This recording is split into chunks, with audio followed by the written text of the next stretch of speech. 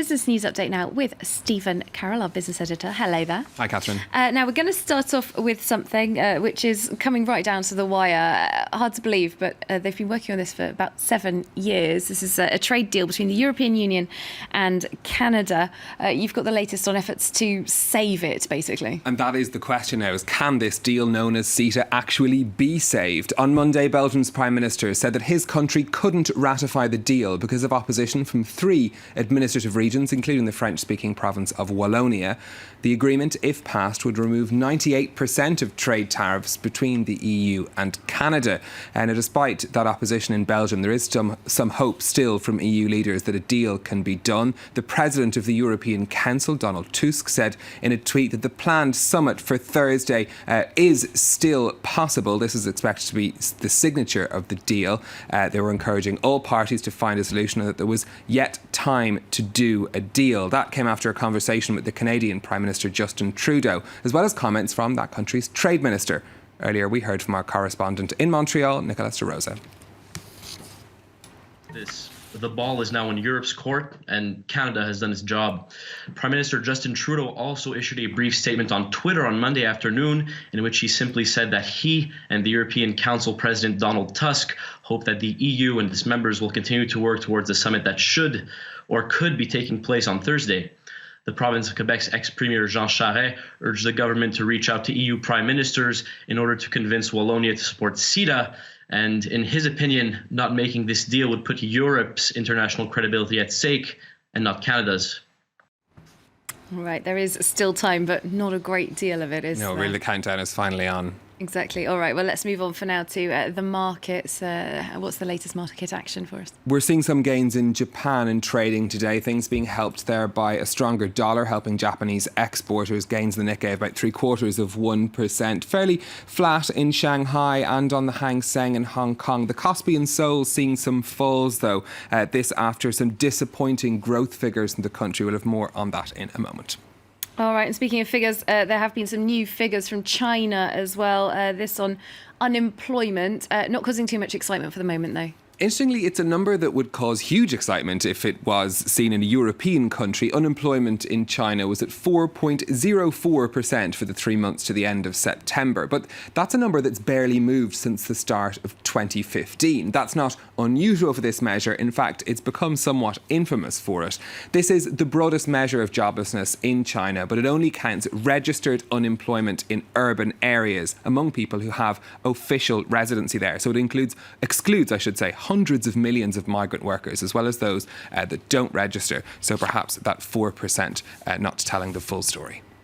All right. Let's move on with some company news. We're starting, first of all, with the effect of the exploding phone scandal at Samsung, which is being partly blamed for slower economic growth in South Korea. The rate slowed to 0.7% in the third quarter.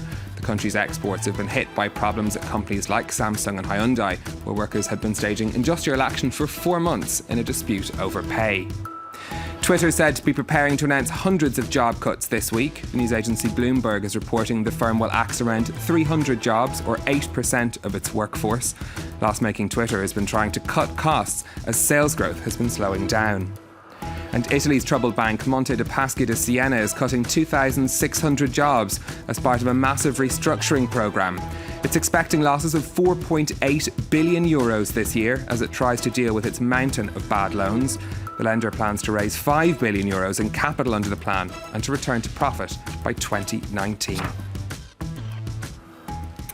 Problems for that bank, big problems for pretty much all the banks in Zimbabwe. The country facing its worst financial crisis since it adopted the US dollar in 2009. And when the country ditched its currency originally, it was in the middle of a hyperinflation crisis where prices were increasing exponentially. Facing a cash shortage now, though, the government is planning to introduce Zimbabwean bond notes this November. It's caused panic at the banks, though, as some people rush to guard their US dollars. Ellen Gainsford has the story.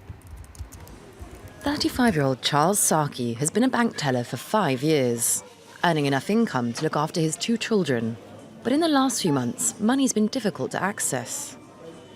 When I started to work, it was in 2010. Things were okay. The US dollar had just been introduced, the multi-currency regime, and everything changed overnight from the situation that we had known before. And things were available in the shops now, people had jobs, and business was booming. Back in 2009, the government led by President Robert Mugabe introduced the US dollar to stem hyperinflation, which at 500 billion% had made the Zimbabwean dollar worthless.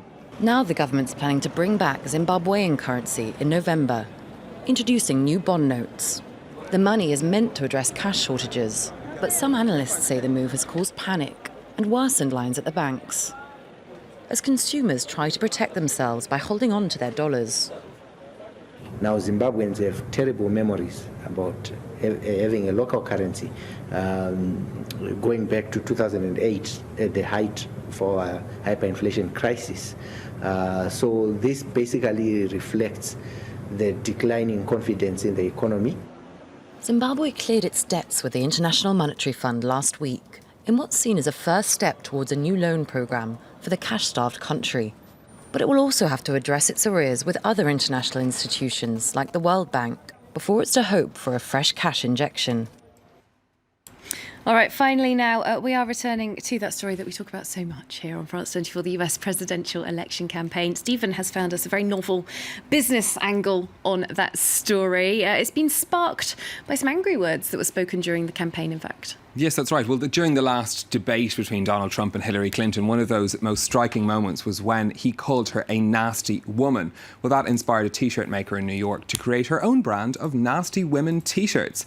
Now, she created the website nastywomen.co the morning after the debate and had 1,500 orders, I should say, in just 48 hours. Now, she's donating all the profits from these T-shirts to the Planned Parenthood organisation. She's so far raised more than $20,000 for them. And as the T-shirt says, nasty women vote. I'm just waiting for Beyonce to bring out a song called Nasty Woman. I think it would go down really well. And you heard it here first. Heard it here first. I'm sure Stephen will be announcing it for us. Thanks very much, Stephen Carroll, bringing us the business news, not quite the music news just yet, here on France 24.